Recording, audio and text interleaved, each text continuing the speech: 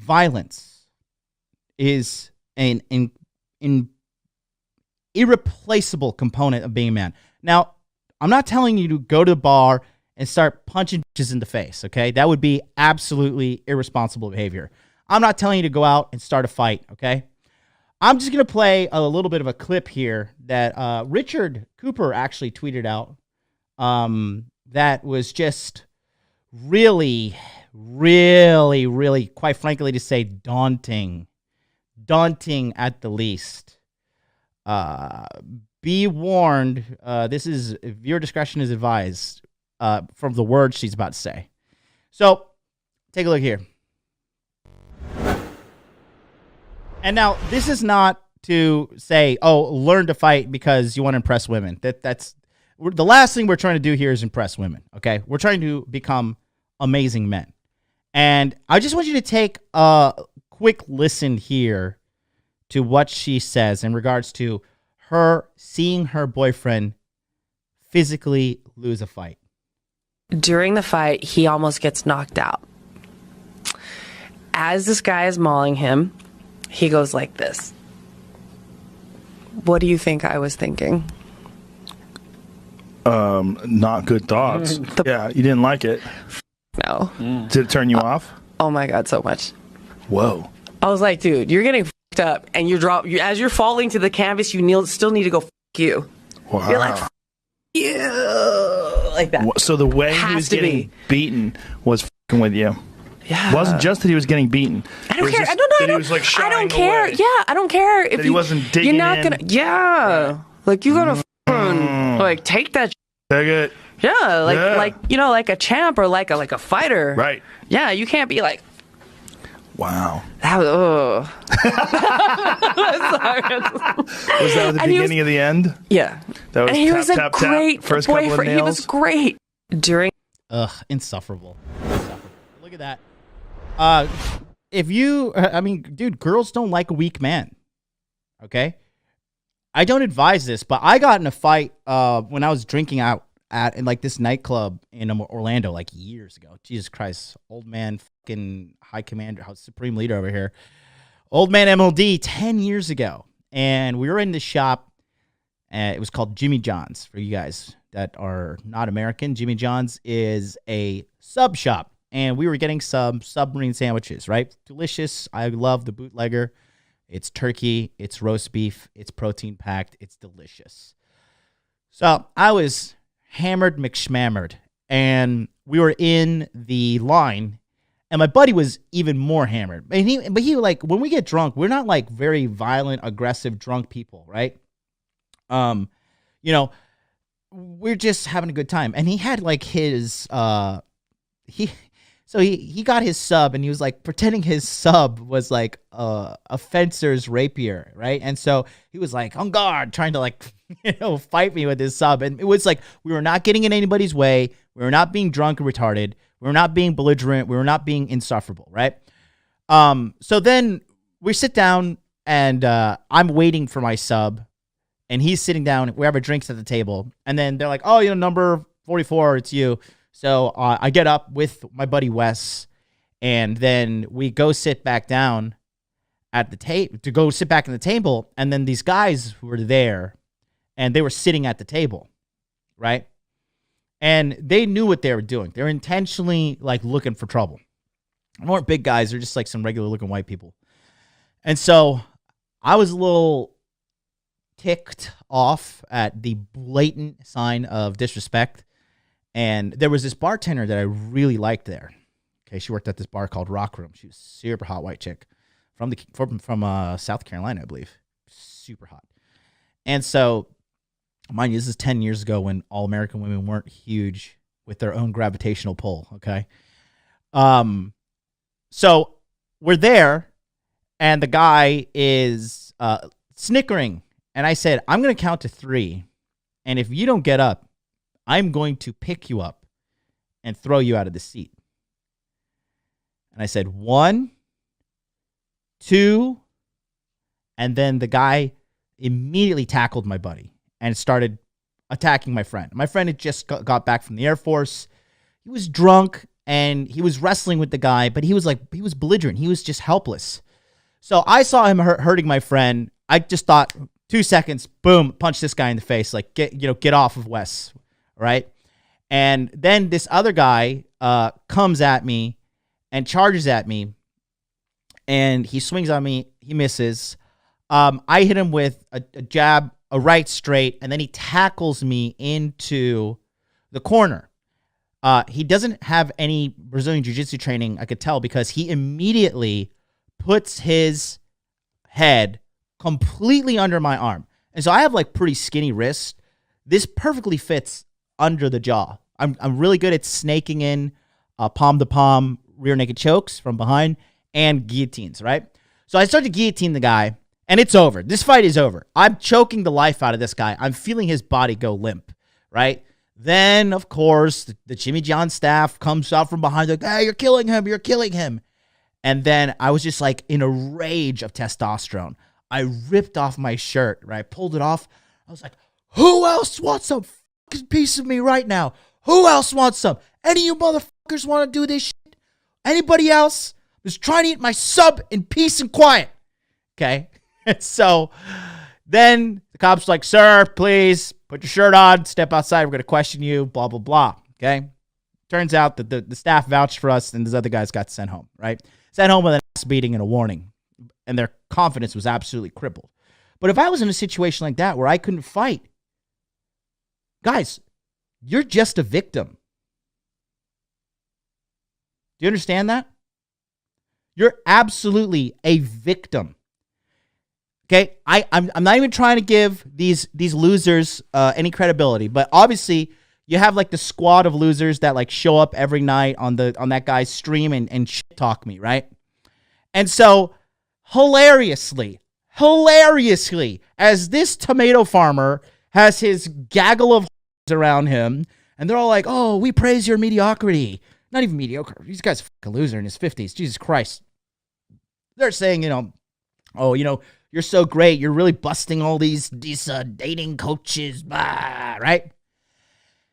One of the guys that was like very outspoken against me is this like dorky little kid calls himself Raven, right? It's cute, very cute. Calls himself Raven. And the other night, he was coming home from work very late at night, and he got fucking robbed. Okay? Got robbed clean. Beat his ass, took his wallet, took his cash, took his shit, came home, and immediately he got on the live stream. He's like, guys, I just got robbed. I just got beat up. And you could tell his masculinity was absolutely crushed. Absolutely crushed. And a lot of you men out there have that moment where you got punked out, and it like really pissed you off. Really pissed you off. I was at a college party one time, and I was dressed up as a pirate. This was like, I had not started learning how to strike yet. Okay. I was at this kegger, right? In like typical white boy kegger. And they were like I was there with me and my group of my Spanish friends. Right. And so I was outside, and I couldn't defend myself physically with my hands yet. I'd only had training in wrestling. I was like 19, 20 at the moment. And so I'd only had training in 2 years of high school wrestling, and then like a year-ish off and on of training Brazilian Jiu-Jitsu with my friends out in the backyard. Like nothing crazy, just like, this is how you do a rear naked choke, this is how you pass the guard, this is how you do triangle choke, this is how you do guillotine, right? So I had no hands at the time. And I remember the guy walked up to me because my buddy was grabbing a beer out of the keg, and then they were like, what are you fucking guys doing? Nobody invited you. And the guy like walked up to me, got in my face, and slapped my red Solo cup out of my hand. And I was like, when he did this, I was filled with like this weird, terrible feeling of like a murderous rage and like a despair, like hopelessness. Because I just knew that I couldn't whoop this guy's ass if I wanted to, because I was outnumbered at the same time, and I was skinny too. I wasn't listening. I wasn't really listening to any workout stuff. I wasn't really lifting weights. I really wasn't getting in the gym consistently. I was just like partying, raging, just like skinny guy. And I remember that from that moment forward, I was like, that will never happen to me again. And I swear to God, if I see that guy again, I'm going to break his neck in a video game, of course. And so that was my awakening moment. But combat training is so important. I could tell a guy, I could look a guy in the face and know, right? I could know that this guy's never been punched in the face, all right? So with combat training, it is absolutely imperative, all right? And now I believe combat training should start at age 16, all right? And should at least be a hobby throughout the man's life, okay? So you start at 16, you retire when you're dead, all right? The combat training needs to be somewhere along the lines of 1 year. Okay. Oh, yeah, let me use my pen. You guys don't donate $100 don't right now. I'm rich. You're a beta male. You're a cuck. You're blue pill for life. Quick. Oh, there it You're is. gonna send me $1,000 Solomon. donation right now. Solomon D with the $9.99 super chat. Here's towards a new writing pad. Keep up the whiteboard series. Thanks so much. This wasn't even supposed to be a series. It just kind of evolved into what it is. But I just felt like I really, after making the trip around America and meeting all you guys, shaking your guys' hands, and sleeping on your guys' sofas and partying with you, like I really understood what the group's strengths were and understood what the group's weaknesses were. And for all the new guys that are not part of the community yet, we're over 600 strong, 1,000 plus if you include my affiliate deals and consultations. So, for you guys that are considering to join the Hot Dude Army, these are just some stuff that you want to just know before you actually enter in and be part of the community. So the combat training, right? Combat training should be about 1 year. Okay. So by 1 year of, the 1 year of striking, okay? And it's not boxing, okay? It has to be kickboxing. You need to know how to throw a proper punch, throw a proper kick, and link them together. I got in a street fight a while ago with the Japanese guy. He attacked me in the street, actually. He's a psychopath. And I hit him with a jab, right straight, and then a right leg kick to the front leg. The front left leg of his. And when I kicked this guy, you could see in his eyes, he was like, his eyes got big and white. And you could be like, this guy's like, he knew he fucked up. At that moment, he was like, this motherfucker just kicked me in my leg. I'm about to get my ass beat. When you kick somebody in the leg, man, I'm telling you, leg kicks, they stop UFC fights for leg kicks, guys. This is no joke. So you need to know how to properly throw and defend yourself from a kick as well as a punch, period. Okay. And then 1 year, okay, and these can be stacked on each other, okay? 1 year of American wrestling, okay? One of the most grueling sports you will ever do. If you've never done a one wrestling workout, I don't care how old you are, I don't care how in shape you are, go do a wrestling workout, come back, and you will understand what true grit is, okay? And then 1 year of BJJ, Brazilian Jiu-Jitsu, okay? And these can all be done in 1 year, okay? Literally, if you're going to do combat training, okay, you could go twice a week and do kickboxing and then wrestling classes. And then the other 2 to 4 days a week, because, you're super young at this moment, you heal like overnight. You like drink a Gatorade and you like gain 5 pounds of muscle because you're so young and your body's just perfect condition. You can get this all sorted out for 1 year. And then make sure you do maintenance, okay? What this does, it teaches power, okay? It teaches you how to lose, okay? And the reason is you have to realize that if you're in a situation in life where you're always winning, probably not necessarily in, you know, sorry, I was reading the fucking chat there. You got to learn how to lose, okay? You got to learn how to take your L's properly in life, all right? If you don't learn how to take your L's properly, you're just going to be a sore loser, and people aren't going to like you because you're in reality. This is why people dislike a lot of rich kids, because they just had nothing but rich privilege their whole life. They don't know what it's like to struggle. I mean, how many of you guys out there, I know Angelo, you're one of them. You're like me. Tell me if I'm wrong, Angelo, but back in the day, when I would like look at my wallet, I'd be like, oh, okay, I got $20 to put that in the gas tank. Now, when I go to the gas tank, I fill that thing up every time, and I'm just like, thank you, Jesus. Thank you, God, for this full tank of gas. Like, you know what it's like to be on the other side of the track. You know what it's like to be poor. You know what it's like to be on the up and up. And so, you know, teaching you how to lose, it really builds character. And, you know, learning to lose is a good thing, because when you learn to lose, you also learn to recover from a loss, okay? This is why combat training is so important. And you have to make sure that if you are, like, the thing is with combat training, there is a clear winner and there is a clear loser. Now, I'm not saying knock each other out, you know, go to, you know, have these crazy gym wars, but it's imperative that you understand that losing is part of the game, and you got to learn how to bounce back from it, right? You learn how to adapt. You learn how to beat. Like I had a guy that would always wreck me in the gym, and I remember this was in jiu-jitsu, and I remember I figured out a way to beat him, and I tapped this guy a bunch of time, and it was so fulfilling, right? So it teaches you power, how to wield it respectfully, and how to not become like, you know, a tyrant. Teaches you how to lose, and most importantly, teaches you the most crucial skill that any man can have in life. Discipline.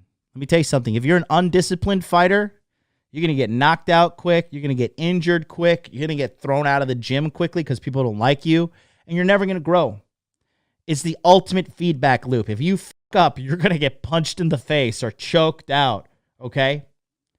That is the big difference there between sitting around and playing like simulated fighting and the real thing. You've got to pay with your body. So how'd my results change? Well, the thing is, I'll tell you this.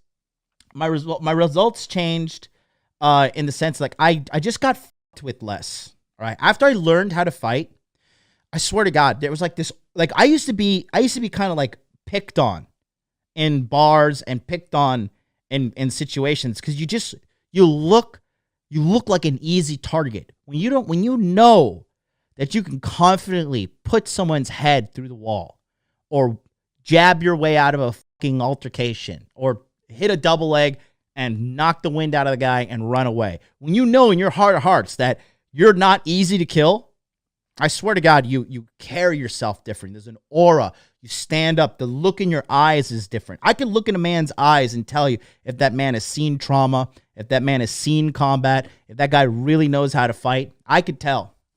And people who typically pick on people, bullies, etc., they're predators. They don't look for the strongest target. They look for the weakest target. So this guy, Raven, who just got robbed, they probably saw his dorky little fucking long-haired, skinny little noodle body prancing down the road, and they're like, that guy's fucking Mark. Let's go beat his ass.